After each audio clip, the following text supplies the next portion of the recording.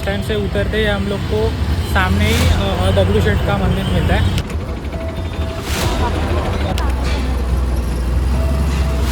मैं जा रहा हूँ शनिवार वाड़ा देखने के लिए, जो पास में ही है, तो वॉकिंग डिस्टेंस है, इसलिए डायरेक्ट चल के मैं जा रहा हूँ। नाश्ता वगैरह कर लिया है और अब फाइनली मैं शनिवार वाड़ा पहुँच चुका हूँ। देखो जस्ट बाजू में ही लाल महल है, कस्बा गणपति का दर्शन करने के लिए, और उसके बाद मैं जाने वाला हूँ लाल महल देखने के लिए।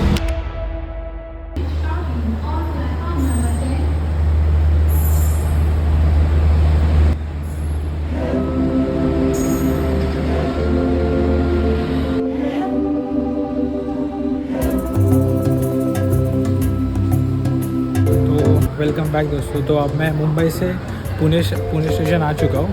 तो अब मैं पुणे इसलिए आया हूँ क्योंकि मेरा दोस्त जो है वो 2 साल से यहाँ पे पढ़ाई करने के लिए आया है, और उसे मैं मिला भी नहीं हूँ, तो इसलिए उसे मिलूँगा भी, और उसके साथ साथ पुणे का व्लॉग भी बनाऊँगा, क्योंकि मैंने बहुत दिनों से व्लॉग भी अपलोड नहीं किया है। तो पुणे पहुँचने का सबसे चीपेस्ट वे है रेलवे, और मैं यहाँ डेक्कन एक्सप्रेस से आया हूँ सिर्फ 105 रुपये में। हाँ, वो मैंने तत्काल में टिकट निकाली थी इसलिए, नहीं तो आपको टिकट्स 90 रुपये में मिल जाएगी। पुणे स्टेशन से बाहर आते ही आपको बस स्टैंड मिलेगा।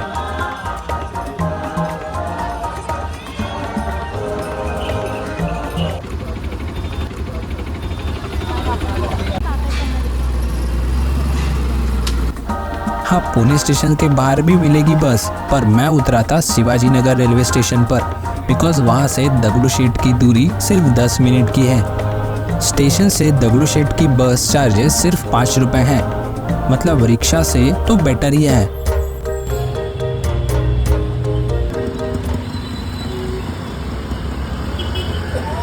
स्टैंड से उतरते ही हम लोग को सामने ही दगड़ूशेठ का मंदिर मिलता है, तो ज़्यादा मिनट नहीं, मतलब लगेगा नहीं, स्टेशन से सिर्फ 10 मिनट की दूरी पर है। चलते चलते लोग पहुंच गए श्रीमंत दगड़ूशेठ मंदिर।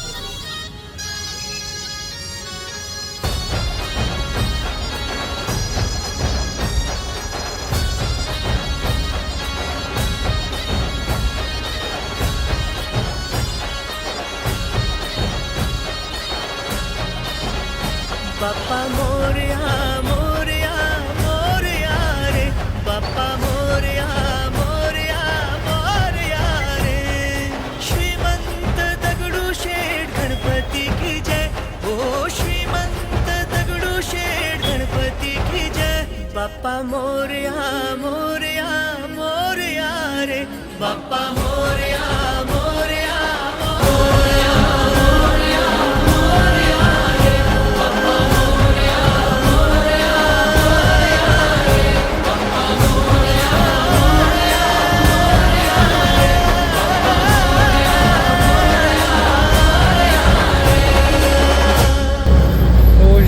दगड़ूशेठ का दर्शन करने के बाद अब मैं जा रहा हूँ शनिवार वाड़ा देखने के लिए, जो पास में ही है, तो वॉकिंग डिस्टेंस है, इसलिए डायरेक्ट चल के मैं जा रहा हूँ।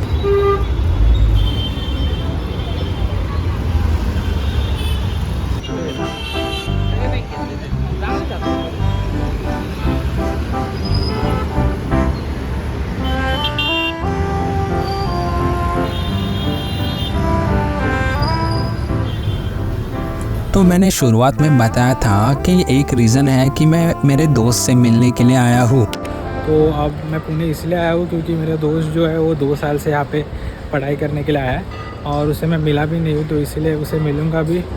तो हम बहुत दिनों बाद मिले थे, तो मस्त टाइम स्पेंड किया, बातचीत की, और फिर पुणे में खाए पिए, और फिर 2-3 घंटे मिल के और फिर से चला गया क्योंकि उसकी क्लासेस का टाइम हो गया था।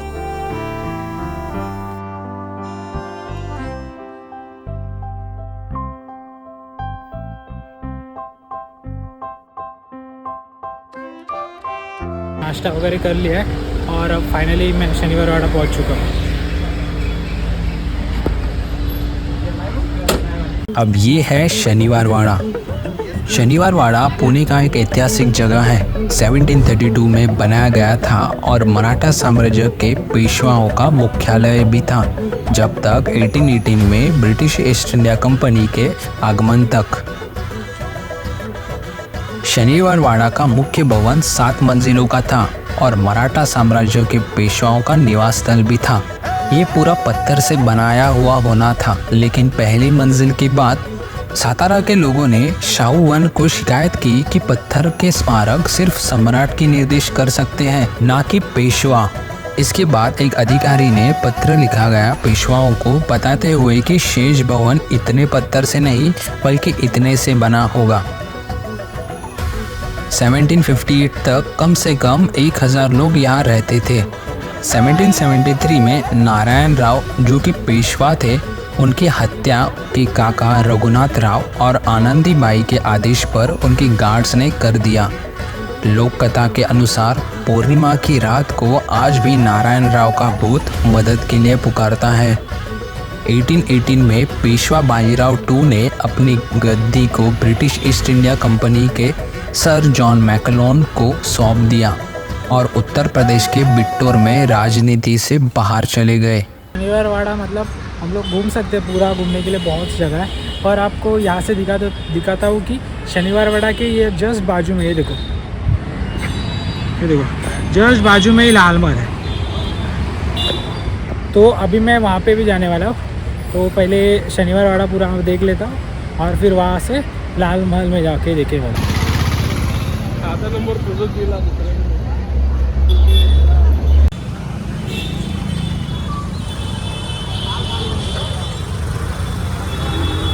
शनिवार वाड़ा देखने के बाद अब मैं पहले जा रहा हूँ कस्बा गणपति का दर्शन करने के लिए, और उसके बाद मैं जाने वाला हूँ लाल महल देखने के लिए। कस्बा गणपति पुणे का ग्राम देवता है। ये मंदिर छत्रपति शिवाजी महाराज के समय में बनाया गया था।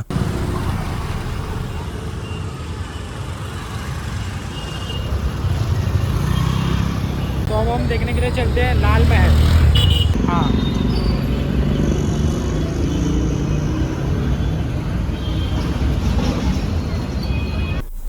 लाल महल पुणे का सबसे प्रादेशिक स्मारक है।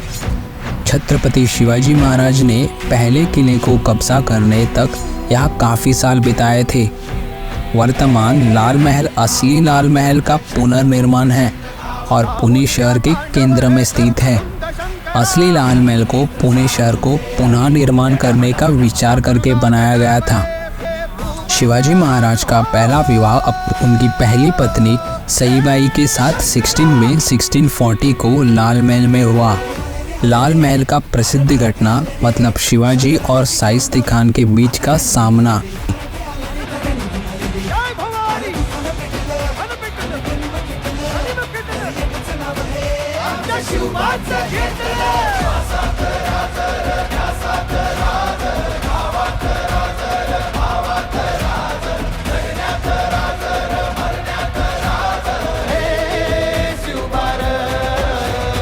लाल महल देखने के बाद अब मैं आया हूँ नाना वाड़ा देखने के लिए। ये देखो,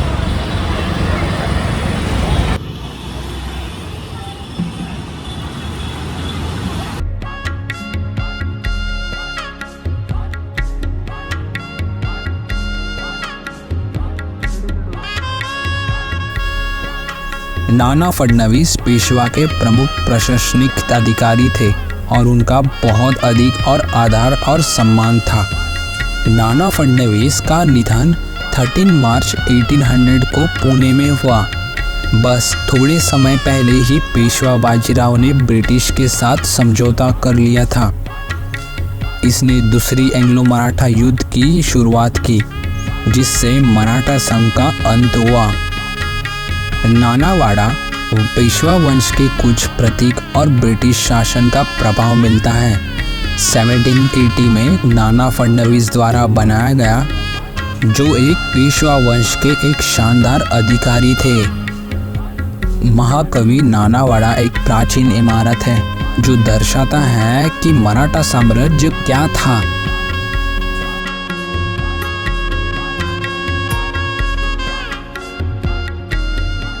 दोस्तों ये था मेरा पुणे का व्लॉग। तो बहुत तकलीफ़ हुई क्योंकि गर्मी थी।